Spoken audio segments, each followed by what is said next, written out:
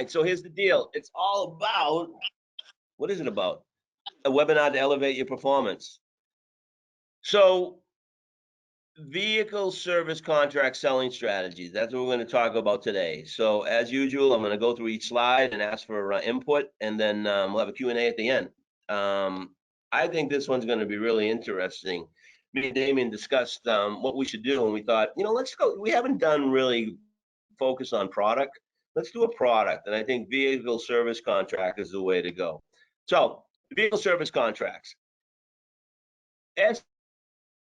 SME. My wife isn't, always says, you're an SME. And I go, what the hell is an SME? And she goes, a subject matter expert. And I go, okay, really? You are too.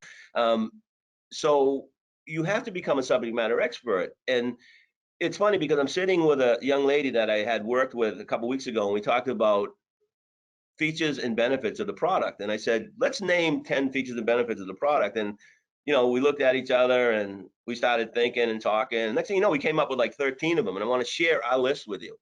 So it pays for mechanical electrical breakdowns. That's the one feature it does have. It has various miles and year limitations.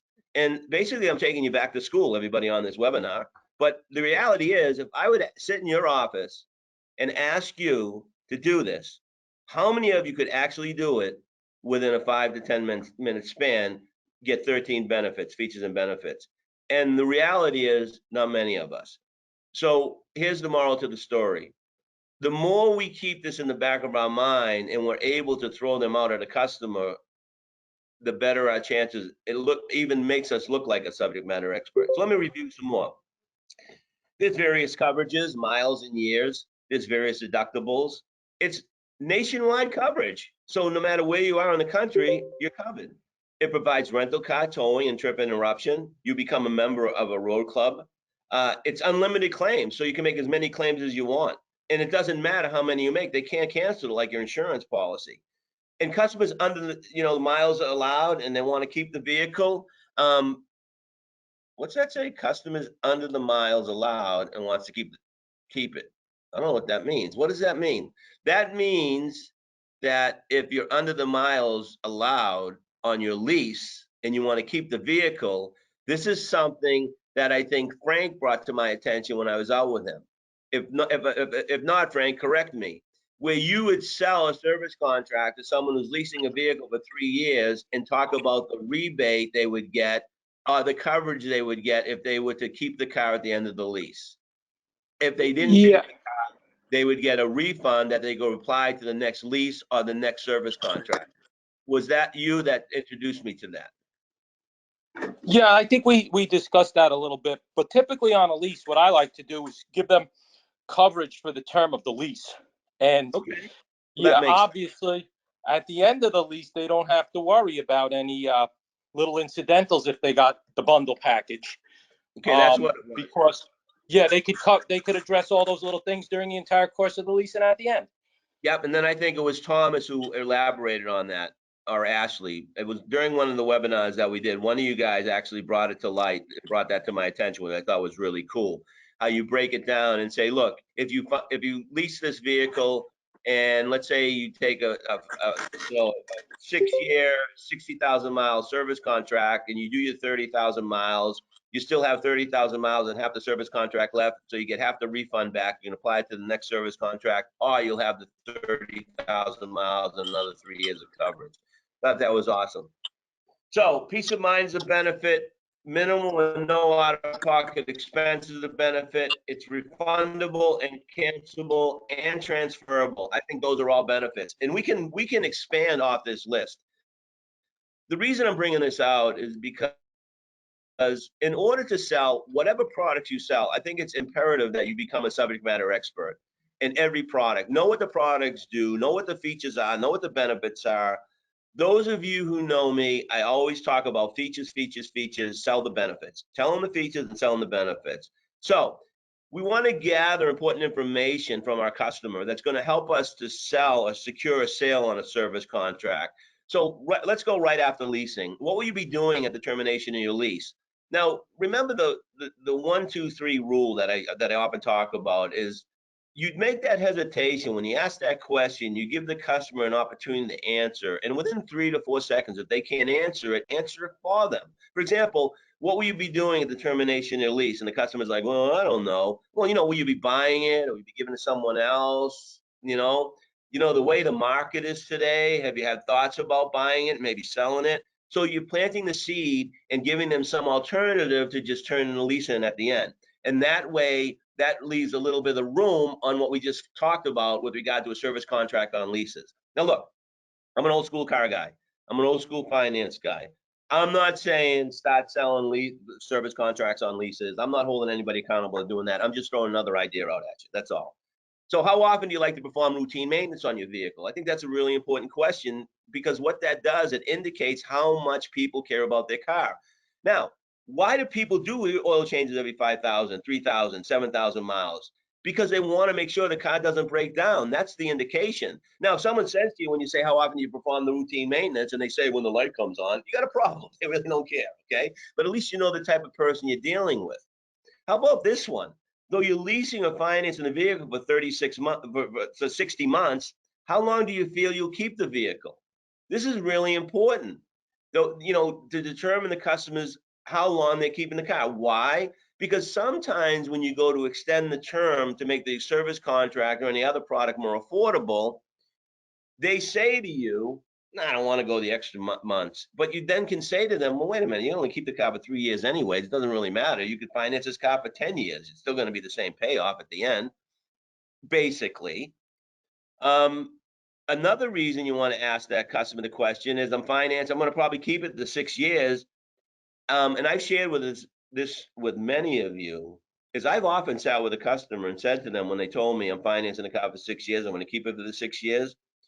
Before they sit down, before I go through a menu presentation, I look at them and say, you financed the car for 6 years, you're going to keep it for 6 years. Did you want coverage on the vehicle for half the time you own it or the whole time you own it? And 99.9% of the customer will look at it and say, I want it for the whole time. And then you just simply say to them, well, let me show you how you can do that. And this just makes way for a service contract or any other product. I'm not asking for an interrogation. I'm asking for a conversation. So, Mr. and Mrs. Jones, congratulations on purchasing a new car. My name's Gerry Gould, I'm the finance manager. Let me tell you what I do. I'm going to go over your payment options, the lease options. I'm going to go over some options that are available to you to enhance your ownership experience. But before I did that, I just wanted to kind of get some information about how you drive. What type of driving do you do? Is it primarily city? Do you do rural or highway? Why are you asking me this? Well, I want to tailor the programs to fit your driving habits. I can't be more transparent than that. There's no smoke and mirrors. There's no snake oil in my presentation. Well, I don't buy that stuff. Well, I understand. Maybe you didn't buy it in the past, but that doesn't mean you won't buy it in the future. I mean, look at the vehicle you just drove. It's not the same vehicle you drove for the last 5 or 6 years. I mean, look at the cell phone that you have now. Is that the same cell phone you had 10 years ago? No. What's different about it? The technology. Precisely. May I continue? So that's the reality of what we do. And getting customers to open their mind to what you have available, I hate to say offer, these are the questions that you need to ask your customer. Do you plan on taking any road trips in the vehicle? Yeah, I plan on taking all sorts of road trips. And that's where, one of the nice things about the service contract is this is nationwide. It covers you no matter where you are. In fact, if you have a breakdown more than 100 miles away from your home, they're going to pay you $150 a day for up to 3 days of food and lodging. This conversation, these questions you ask, you insert in the conversation after you give the features of the program. How many miles a year do you think you'll be driving? I like to tie that in with the maintenance. I like to say to a customer, how often do you maintain the vehicle? I like to maintain, do it every 5,000 miles. Okay, great. Remember, you get 2 years of maintenance with this vehicle you're purchasing. So how many miles a year do you think you'll be driving so we can set up the maintenance properly? And how long do you plan on keeping the car? So now you're tying the miles and ownership term into the question of maintenance. So again, that's how you make it more conversational. So when you take these questions that I'm sharing with you, one of the things you want to try to do, in addition to those benefit features and benefits, you want to make them a story. You also want to make these questions conversational. What's your insurance deductible? Now, why do you feel that is an important question? I would ask the group if anybody wants to address that. I've shared that with you, my thought on why I asked the insurance deductible. Anybody want to chime in on that one? Okay, I'll answer it. And the reason I asked that question is I want to see what type of buyer I have. What on the risk, what I call the riskometer, do I have a high risk or a low risk person? What do I mean by that is, I'm in the car business. I have $1,000 deductible on all my vehicles. Why? Because I know if it goes to the body shop, I'm going to work the body shop manager and pay no deductible. But that's not the point. The point is, people have $1,000 deductible because they want to have a lower premium because they don't feel they'll have an accident, opposed to someone who has a higher premium and a lower deductible. They're higher in the risk category because they don't think something's going to happen, but they feel if something does happen, I don't want to pay that grand or 500. I'd rather pay the 200. I'd rather have a higher because it could happen. It's more likely to happen with the person who has the lower deductible. In their head, they feel it's more likely to happen. Why do I ask that question? Because I want to know the type of person I'm dealing with. What do you think of all the latest technology and safety features of the vehicle? What a question to ask.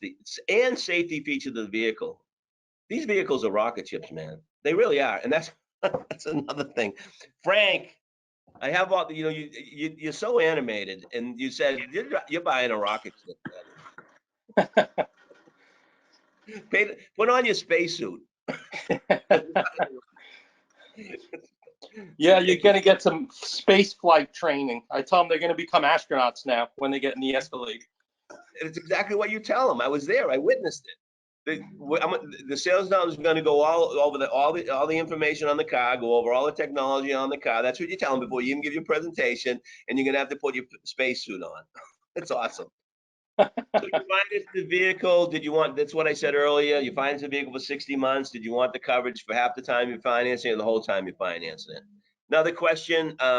So those are the questions I would ask that anybody has some input. I know I'd love to hear from John or Damien, even Michael, Tom, anybody. Anybody want to add to that? Give us a story. Give us some feedback. All right. Gerry, you're spot on with the deductible. It'll tell you the customer's budget, how they plan for their, unforeseen events. It'll also tell you, their threshold for risk. Are they okay paying $1,000 deductible?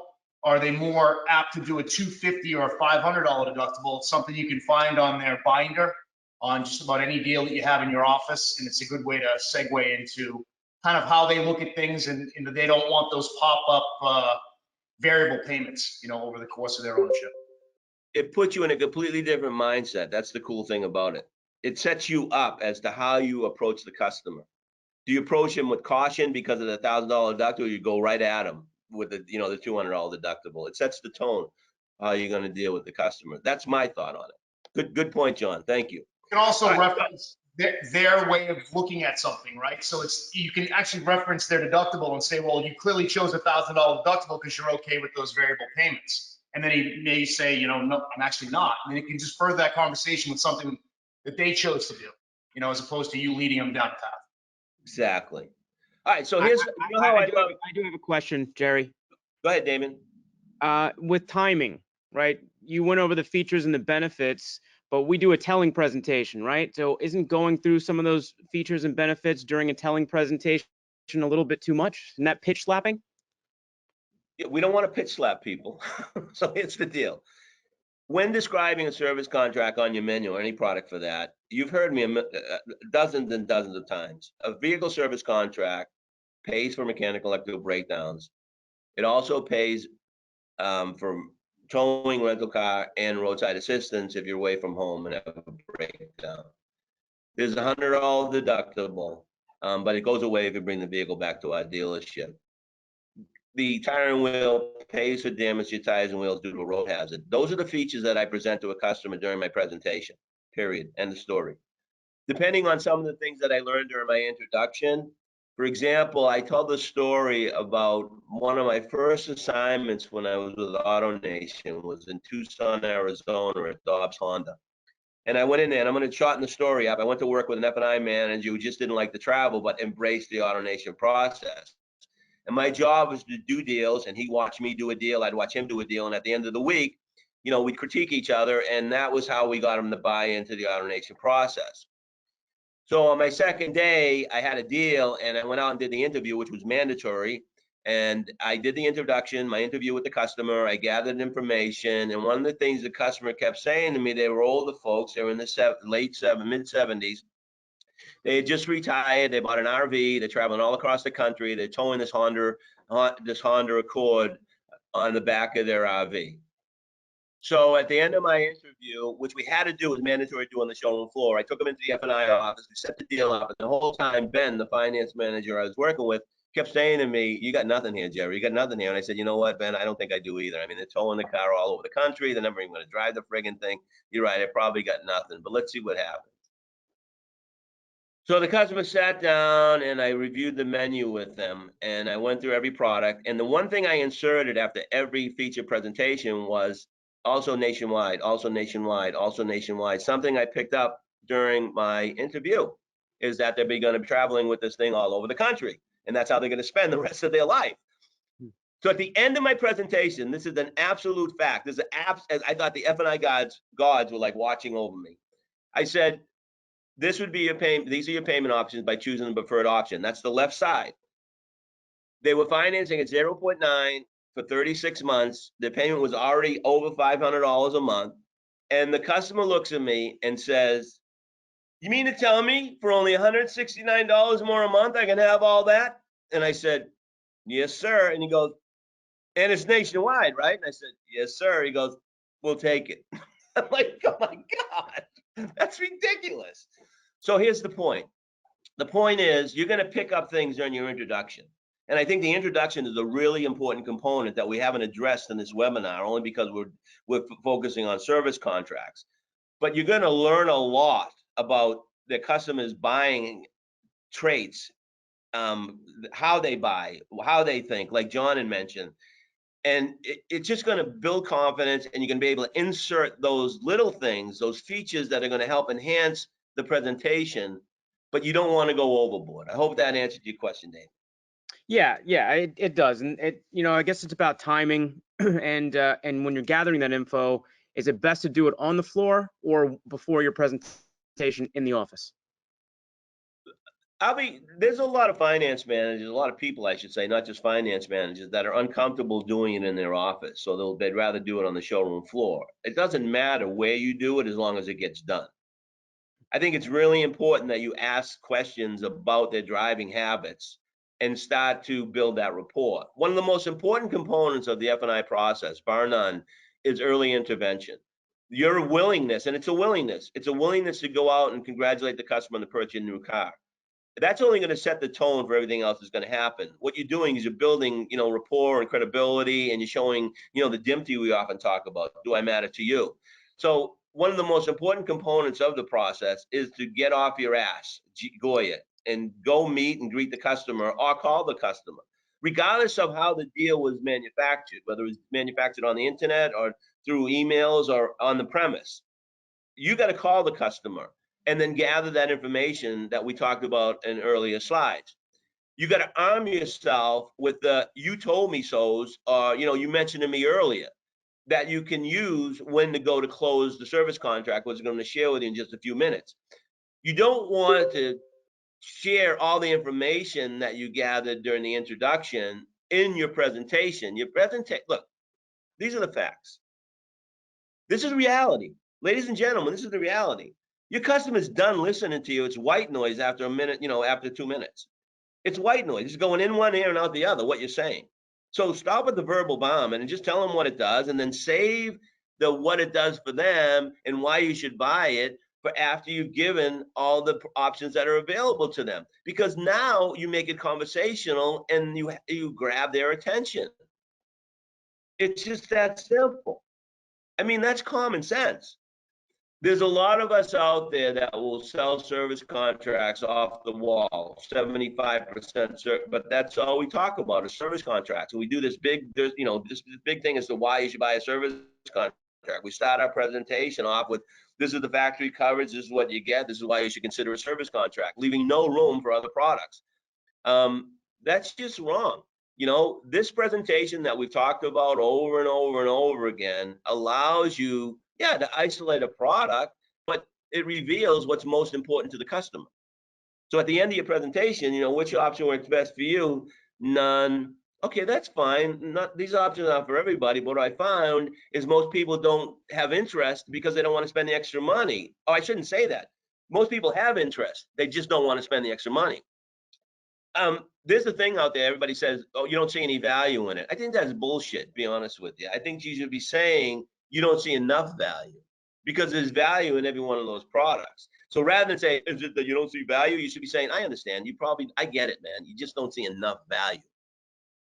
That is really important. You're right. I don't see enough value. Well, maybe I can make it more valuable in your mind based on the information you shared with me earlier. You had mentioned to me, and then bam, you're right where you need to be.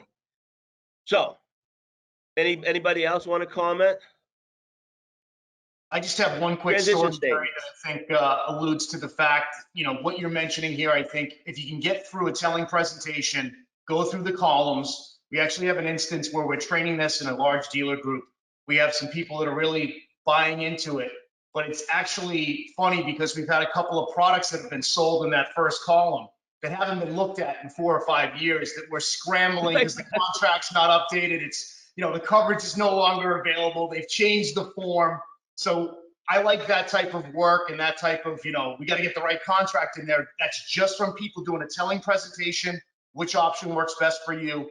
And they're selecting that first column that has, 9 products in it that are all broken out, so it does work. I think if you get through a telling presentation, you explain what it does for the customer and you ask them for the business in a 2.5 minute presentation, it'll work. It'll work. Maybe not every time, but it does work.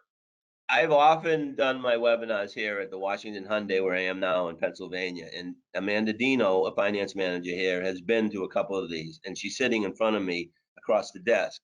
And it's funny you mentioned that, John, because just 2 weeks ago when I was in her office, she did the exact same thing, and the customer just laid down for the left side. I'll just take it. That sounds good.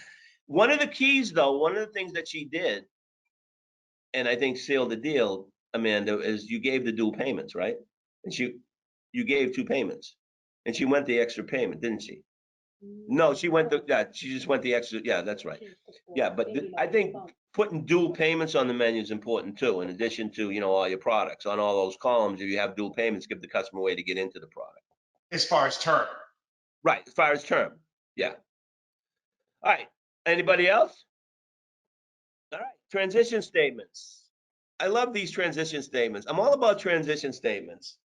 So the base payment of $450 includes a 36,000 mile or 36 months of full mechanical electrical breakdown coverage. By choosing the worry-free option, that coverage will be extended to 100,000 miles or 10 years. Look, I'm not a fan of telling the customer what the warranty does and why you should buy a service contract, but a lot of finance managers have told me they've had success in saying, along with the base payment, what you get is 36 months or 36,000 miles. The worry-free option extends that out to 10 years or 100,000 miles and pays for mechanical electrical breakdowns for that whole time.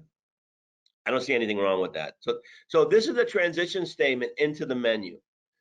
Another one that I like is this one here. You mentioned to me earlier that you're going to be, and this is the easy one. You've been keeping the car for, or we'll go with deductible because we've been on that. You mentioned to me earlier that your deductible is $200. Do you mind me asking why you don't have $1,000 deductible? What's wrong with asking that question? You mentioned to me earlier you have $1,000 deductible. Why do you have such a high deductible? Well, I don't think I'll ever have an accident. Well, you never can tell. Isn't that true? Yeah, that's true. That's why you have insurance, right? Yeah, that's right. So that's why you should consider the vehicle service contract. You never know what's going to happen. Well, I have the vehicle warranty for 3 years of 36,000 miles. Yeah, I know, but based on the information you shared with me earlier, that's going to be gone in a year and a half. You drive 18,000 miles a year, and you did mention to me that you're going to keep the car for 4 or 5 years. You're putting this customer in such a corner they can't get out. I mean, they're like, stop it. You're torturing me. This is like water torture, If you get all this information, you just relay it back to them. It's like, how can they say no? Stop it. You're right. All right. Enough. All right. Another one. You mentioned to me earlier you're going to keep the car this long. You mentioned to me earlier this is the type of driving you're going to have. You mentioned to me earlier you want the coverage the whole time. You mentioned to me earlier that the technology is really overwhelming. These are the things you mentioned, Emil. All the reasons why you should reconsider your decision not to roll in the vehicle service contract.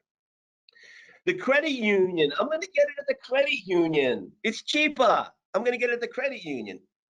You know, that might not be a very good idea, Mr. and Mrs. Jones. Oh, yeah, why is that? They don't even have a service department.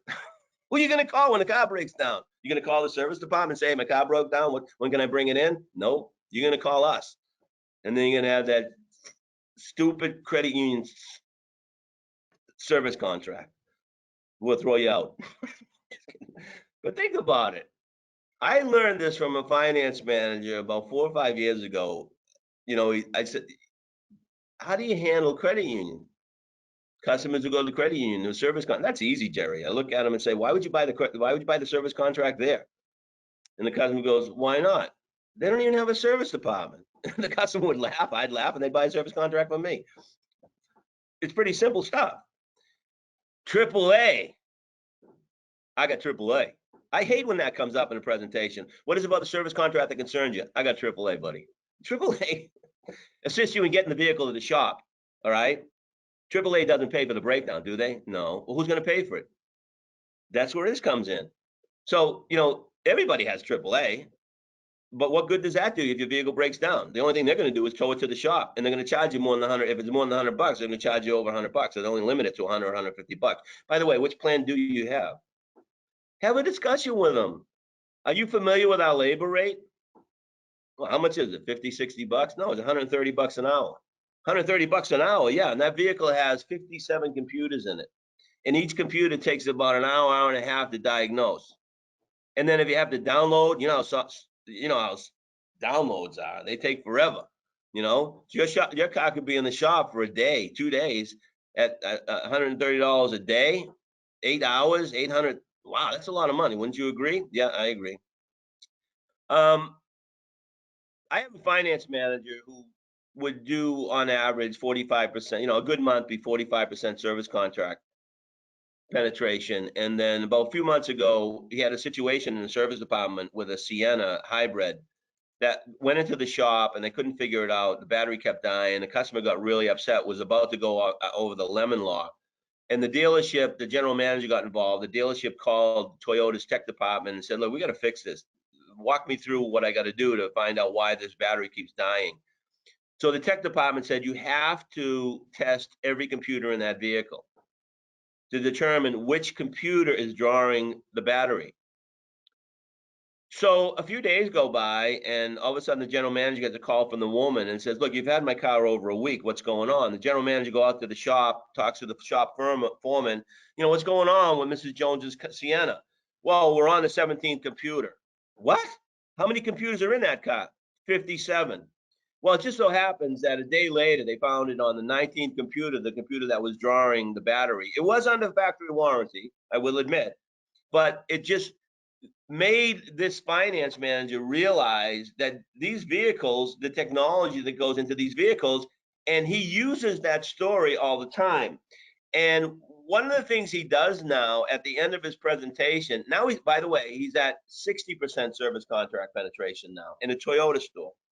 And one of the things he did, which impressed the group in a presentation he gave to everybody, was at the end of the presentation, he not only said technology, but he named a number of components that a customer could relate to, like the backup camera and the radio and the Apple Play or the Android Play, or the lane detection. If those components go out, you're going to have a problem. And those are the things you have to worry about. He also mentioned, don't worry about the powertrain. That's not going to, and he said, that's with all the, that's not going to break. It's not going to break. It's all the other things that the electrical components, the sensors, so on and so forth. And that's something we mentioned that Kara, Ashley, and Tom were on the, Thomas was on the previous webinar. So keep that in mind as well. What's your understanding of the manufacturer's warranty? This is going to lead into my top 3 rebuttals. Actually, I'm going to share with you 4 rebuttals. I'm going to share with you what I feel is the top one and move right along. But what's your understanding of the factory warranty? You'd be surprised what customers would say to you. You know, What's your, it's a good one. Yeah, it's a very good one. Well, it's for 10 years. Well, it's really not based on the information you shared with me earlier. It's only going to be for 4 or 5 years. Why is that? Well, the miles you drive and it's going to end. When you all you're doing by asking these questions or using these transition statements is you're really getting the customer involved in the conversation. And it's not all you're just, verbal bombing and throwing up all over this customer. You're really getting the customer involved. So with that said, I get it. I was saying, I understand, I appreciate what you're saying. And then I was reading a book, and in the book, it talked about a sales manager who sat down with a client one time and was trying to close a big deal on transportation. And he said to I get it. I get the other company you feel is better for this, but I get it. Instead of, I appreciate what you're saying, I understand I get it. You like the vehicle service contract, just don't like it enough. But no, you don't see enough value in it to pay the additional $30 a month. I get it, okay? Here's the thing. The best transition statement I have, the most popular transition statement I have, I use it all the time. And write this down. Seriously, I'm gonna stop this webinar for 1, 2, 3, 4, 5, 6, 7, 8, 9, 10, 11, 12, 13, 14, 15 seconds so you can write that down. I understand. I get it. You like the service contract, but you just don't see enough value to pay the additional 30 bucks. Is that true? Yep. Here it is, ladies and gentlemen. There may be another way of looking at it. You mind if I share something with you? And then bam, you are in complete control of your destiny. Complete control. No turning back now. Common customers' concerns. I just don't want it. Don't tell me that. I know you want it. I can't afford it. I'm on a budget. That's why you should get it. If you're on a budget, you can't leave here. John said it, with a variable payment. I don't want my payment to go up. Of course you don't want your payment to go up. Last thing you want to have happen when you come into my office, the payment go up. It doesn't have to. We'll extend the term. That's a lot of money. But look at all it does. I'll take my chances. So you do see a risk. Had it before, never used it. But you did have peace of mind, didn't you? My friend's a mechanic. What dealership does he work at? This is my third Honda. I never had a problem in the past, but it's not the same as the Honda you're buying now. Do I have to let you know now? And can I think about it? No, you don't have to let me know now, but obviously you wouldn't ask me that question if you weren't somewhat interested in it. Ladies and gentlemen, that's how quick-witted you got to be. You got to be able to say that to the customer. Well, I understand, because what you're doing is that's showing confidence. That's like drawing a customer in, not out. It's like when you can't address that concern right away and like set up for the whole rebuttal. It's like you get so. It's like when the customer says, "Oh, wow, that was quick-witted, man. You're good. You're thinking on your feet." No, I'm just thinking from experience. It's not the first time I had a customer say to me, "I don't want it." It's not the first time I had a customer say to me, "I'll take my chances." Oh my God, I never heard that one before. You had it before, never used it. Oh my God, I never heard that one. And customers aren't going to buy the service contract like they buy cars because of the supply and demand. Oh my God, you better buy this one. It's the last one on the shelf. It's the last service contract I have. Get it now while it's last, because I ain't going to get another batch till 3 or 4 weeks from now. That ain't how it works. That's funny. I have the warranty. Why pay for something I won't use? How do you know you're not going to use it? And based on the information you shared with me earlier, you may use it. So you were told not to buy it. By who? What's that guy's name? Dave Ramsey? He like drives 3 Porsches. He like got 12 Teslas, lives on an ocean front, big, like $30 million mansion. Yeah, he's the one who told you not to buy it. Well, tell him to buy it for you, because he can afford to buy a whole car if his car breaks down. Before you know it, Howard Stern will be telling you not to buy it. So here's the deal. May I share something with you? Let's take a look at what's controlling your vehicle. Damien, this is a good one, because we always said, let me share the technology. Let me share. Let's take a look at what's controlling your vehicle, because you're not in control of it. I can tell you that right now. You're not controlling it. That's what's controlling your vehicle. And you look at, and you show that to the customer and go, oh my God. Oh, huh? What's that, Thomas?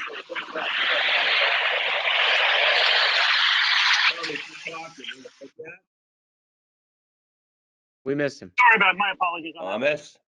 All right, he's off. Don't worry about it.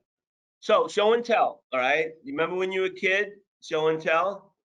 I'm not talking that kind of show and tell. May I share something with you, all right? Let's take a look at what's controlling your vehicle. So you get that illustration thrown in front of somebody. Oh my God, look at this one. This is the same thing, except it narrows it down to what full coverage and powertrain coverage is. Now, you're probably wondering, what's the cocktail glass doing there? When you tell someone it's powertrain coverage, we're in the business. We know what powertrain coverage is. But the customer, what is their interpretation of powertrain coverage? It's what's in the picture below the picture with full coverage. There's more to it in their mind than just powertrain coverage. There's more. In other words, it's not just internal lubricated components that they're looking at. They're looking at wheels, they're looking at wires, they're looking at air compressors, they're looking at radiators, looking at drivetrains. That glass of water with the ice cubes represents powertrain coverage. Throw that analogy in their head. The only thing that's covered in that glass is the ice cubes, period. Nothing outside of that glass is covered. Nothing. That's just a good way of sharing with the customer what internal lubricated components are. You got to paint that mental picture in the customer's mind in order for them to realize exactly what powertrain coverage is. And going one step further, unbundling automobile, the technology, and this is who manufactures the components outside of the manufacturer. That's a list of people who manufacture those components. And the reason why Chrysler, the reason why Honda, the reason why Hyundai is able to go 10 years, 100,000 miles, 5 years, 60,000 miles on the powertrain, because in reality, that's the only component they made. Therefore, that's the only component they're willing to stand behind for a long period of time. Plus, it's being maintained by you and surrounded by oil. And if it isn't maintained by you, it's your responsibility if something goes wrong. So who does the factory warranty really protect? Doesn't protect you, it protects them. Then the other picture, and these are all illustrations that I just randomly picked off of Google. Obviously, for those of you who are product prep members, SDS sponsored webinar members who want this information, it's available to you. Just simply reach out to any one of your partners, agent partners, and myself included, and I'll make sure that you get this information.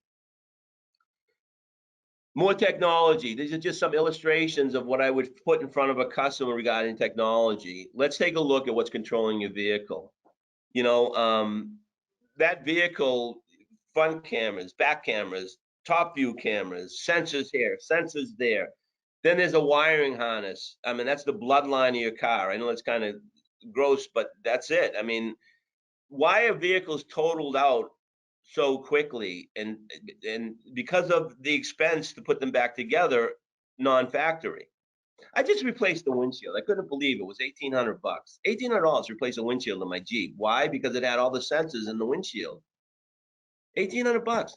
Replace the friggin' windshield. I'm like, are you serious? It didn't cost me $1,800. It cost my insurance company $1,800. Moving right along. So, may I share something with you? Articles. Here's some information I think you'll find very interesting. AAA, and AAA. AAA says set aside $50 a month for repairs and another $50 for maintenance. That's $100 a month. After the factory warranty expires, AAA says put $50 away for unexpected repairs. These are articles. Again, all you have to do is Google them, and we have these articles accessible to everybody on this webinar. All you got to do is ask or go into the webinars and find them. All right. Something else. Unexpected. This article right here, the automotive news article. For those of you, if you don't subscribe to automotive news, this is the January 3rd edition. I would suggest that you go to your dealer principal who definitely subscribes to automotive news. Look at this. was on page, I can't read the page, it's too small, but it was the January 3rd. They had it, I think the December 6th edition too. This shows the average cost of repairs for vehicles within a 12-month period over the last 4 years. I know a lot repairs and not maintenance, repairs. I know a lot, it's probably under warranty, a lot of it. But the fact of the matter is, these vehicles just prove, this is all the registered vehicles in the country, proves that vehicles do break down. Again, nothing more than illustrations. I'm tired of telling finance managers to build an evidence manual. But what I'm not tired of is telling them, get a couple articles, get a couple of these illustrations, have them handy by your desk. Don't put them on your desk, but have them accessible so that you can share it with your customer. Because when you put the brochures and all this stuff on your desk, they're neon signs telling the customer you're going to try to sell them something. We certainly don't want to have a neon sign out there. So this is a good close. I want to share a few closes with you, and then we'll wrap this up. This is a really good close, and not a really good close. This is just a good close. The manufacturer's warranty is limited. Let me explain. And here's how this works. You would draw that line. In that line, you would draw hash marks indicating the years the customer is financing the vehicle. And you state it's a 3-year or 36,000 mile basic warranty. You don't talk about the powertrain warranty. Let them bring it up and then do the rebuttal. They say to you they're going to finance or keep the car between 5 and 6 years. And this particular customer said they drive 18,000 miles a year. So you would mark an X where the customer's miles is going to end on the 36,000 miles. So what you have here is you have 2 years. And you say to the customer, why do you think the manufacturer limits the liability to 3 years or 36,000 miles? And the customer says, well, I don't know, because they have to. I don't know. Well, because they've done research, and the research says that the frequency of repairs increases over time and miles. And that's why they limit it to 36,000 miles, because what happens is the frequency of repairs, and you draw that arc, increases after 36,000 miles or 3 years. In your particular case, it would be 36,000 miles. So would you want the coverage half the time you own the vehicle or the second half of the time you own the vehicle? Oh, the second half. Well, it's nice because we can cover it the whole time. That's the frequency of repair close. Now, that's a good close. This is another good close, 99.9% reliable. Nothing in this world is 100%. So I think you'd be very happy if a vehicle was 99.9% reliable and trouble-free over the next 5 years. Wouldn't you, Mr. and Mrs. Jones? Oh, yeah. Well, let's take a look at what 99.9% reliable looks like. So you'd write it out. This is really important that you write it out. 99.9% reliable. There's 5,000 components in that vehicle, and sometimes more, of which many of them computers. Not all of them, but there's at least 25 to 30 computers, maybe sometimes 50, times 99.9%. That means there's going to be 4,995 components that are going to be fail-safe. Nothing's going to go wrong with them. That's great, isn't it? But that still leaves 5 components that could fail. And at a, our current average cost of repairs is $800, 2.5 at 800. That you stand a chance, even if your vehicle is 99.9% reliable, of spending $1,600 over the course of ownership. Now, is that easy to do, or would you rather spend $25, $30 included in your monthly payment, out of sight, out of mind? You folks in New York, New Jersey, Pennsylvania, you can get away with this because it's like having an easy pass for repairs. How often do you look at your easy pass? If you have an easy pass, look at the credit card balance. You don't. So when you start paying this $25, $30 a month, your monthly payment, you're never going to look back. But when you do have a repair, you're going to say, hey, thank God I have that, or I'm thankful I have that program. It's going to pay for the repair, no matter what amount it is, as long as it's not, affecting your lifestyle in any way, shape, or manner. So that's a good close. That's another good close. But this is a better close.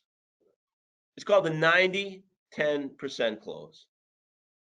The manufacturer warranty has 3 parts to it, may I explain? It has the 12-month 12,000 and the 3-year 36, which is the bumper to bumper. That's only 10% of your, that's 90% of your car is covered for the first 3 years. Only 10% of your car is covered for the whole time you're driving it. Don't you want 90% of your car or 100% of your car covered for the whole time you're driving it? And you show them this example. 90% is made up of everything but powertrain. only 10% of your car is made up of powertrain. And that's the only component that's going to be warranted for the most length of time. So that's a good close. It's a better close. But this is the best close. The warranty has 3 parts. Let me explain. You draw these 3 blocks. The first warranty you have is for 12 months or 12,000 miles. That's called the adjustment period. You're adjusting the car's adjusting to you. Virtually anything that goes wrong with that car outside of sheet metal glass is going to be covered. Then you have the 3-year 36, 4-year 50, 60, 5-year 60, whatever it is, what they call basic. Most people refer to it, even the manufacturers, bumper to bumper. Like say a little joke, doesn't cover the bumpers, but it virtually covers everything in between except the sheet metal and glass and normal maintenance. Then you have the 6-year 100,000 mile, the 6-year 50, or whatever it is, 10-year 100 powertrain. Now here's the question, Mr. Jones. Have you ever given thought as to why the manufacturer, and then you draw that line, limits their liability as time goes on? And the customer says, I have no idea why. And you could say they've done research, or, well, there's a couple reasons. Because as time or miles go on, things have a tendency of wearing out that aren't being maintained. What do you mean? The only thing that's being maintained in that vehicle is the powertrain. I mean, let's face it, when was the last time you oiled your radio? I never did, and the fact of the matter is these things wear out over time. I mean, take, for example, a computer, a TV, a phone. You buy it, right? And it's like started up, boom, it starts right up. A year later, it's like, when's this thing gonna go? Come on, come on, come on. This is exactly what's happening in your vehicle. And all of a sudden it just stops working. And there's no indication as to when that's going to happen. At least you're maintaining the drivetrain. I'm being a little bit long-winded with this rebuttal, but I'm just trying to prove the point that this is reality by illustrating it, showing it, and this is where the confidence comes in, your willingness to show this to the customer. There's question marks in your warranty, and you want to fill those holes. One of the nice things about doing business with us is you can have full coverage for the whole time you're driving that car. And depending on the administrator of the service contract, you can take that 12-month, 12,000 mile adjustment period and keep it for the whole time you're driving that car. Again, you're going to be determined based on the administrator of your service contract. So before I go to the final close, I would ask, do you have any? Does anybody have any additional comments? Yeah, Gerry, the 90-10 close is new to me. I didn't understand it. You didn't understand the 90-10 close? No. Can you repeat that one more time, the 90-10? Yeah, as soon as I pull up where'd my webinar go? I don't know. It's on the PowerPoint. Oh, PowerPoint. 90% of the time your PowerPoint works, the other 10% it's not covered. Exactly. Okay. When you look at an automobile, it's made up of powertrain coverage and then basic coverage. So if you were to take the car, for those of you who saw the model I had that I bought at Lowe's, the powertrain, you take the top off and you're left with powertrain coverage. That's only 10% of your vehicle, right there. That's it, right there. Okay. So you take the top off and you say all that's left is 10% of the vehicle. The 90% of your vehicle is involved in technology, wiring, nuts, bolts, hinges, no cables, modules, tires, wheels, brakes, all those things. That's 90% of your vehicle. Only 10% is made up of the powertrain. So there's a 90% chance that your vehicle is going to break down versus a 10% chance, because of that 10% that of your vehicle's made of, the likelihood of it breaking down is slim to none, because it's maintained, it's made by the manufacturer, and it's lubricated, period. The 90% of your car is driven daily, sits in the sun, wear and tear. And, every time you start your cell phone, I didn't realize this, turn it off, turn it on, the battery deteriorates. That's why you want to keep your cell phone on all the time, because every time it starts up, it actually, I didn't realize this. It's the same technology. It's the same thing that happens in your vehicle. Does that answer your question on the 90-10, Damien? I got it. He's still a little, not confused, huh? No. I got it. I understand He that. doesn't But want to put me on the spot. He's saying, where's the Gerry, pitch? you're losing.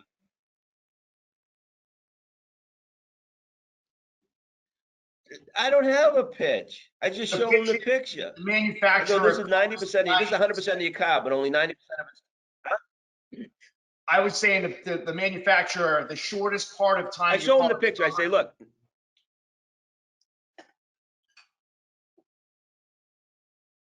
Hey, if you don't like the clothes, I got another one, you know. Okay, let's go. The likelihood of your car breaking down is 90%. Why? Because the components that are in your vehicle make up 90% of your car. The components that can break down make up 90% of your car. The components that won't break down make up only 10% of your car. Got it? I got it. We're gonna have to 90% make this of your a car little is bit made up better, of Gerry. components that have a tendency of breaking down. Your What? internet's a little bit slow, so there's a little bit of a delay. So we'll make this a little bit better next time. Okay, I'm sorry. All right, and then the ultimate close. This is what I like to call the platinum close. The platinum close. Amanda's laughing, shaking her head. We budget monthly, we spend daily. What's that mean? That means that you put aside a certain amount of money for your car payment. You're very comfortable with that, right? Yep.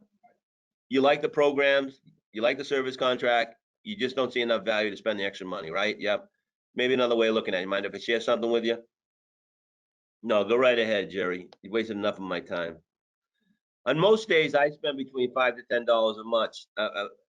On most days, I spend between $5 to $10. How much do you spend on a daily basis? Customer's going to tell you, maybe I spend $5 to $10 a day as well. Great. Your base payment's $483. The vehicle service contract is $38.